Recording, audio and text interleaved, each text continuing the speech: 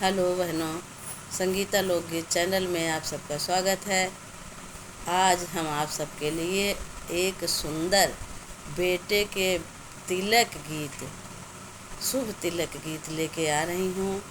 आप लोग सुनिए। गीत अच्छी लगी तो कमेंट बॉक्स में ज़रूर बताइए।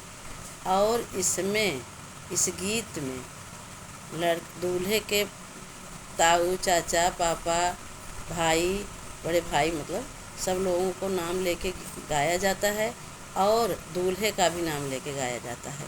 तो चलो हम लोग एक सुंदर तिलक गीत सुनते हैं।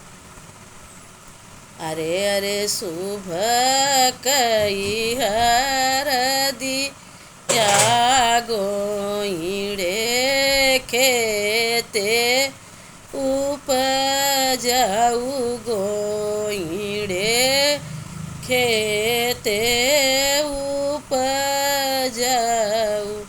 हरदी उपजाऊ कावने राम के खेत दूल्हे राम के माथे सोहऊ दूल्हे राम के माथे सोहऊ हरदी उपजाऊ तेवारी राम के खेत दूल्हे राम के माथे सोहऊ दूल्हे राम के माथे सोहऊ अरे अरे शुभ कई हरदिया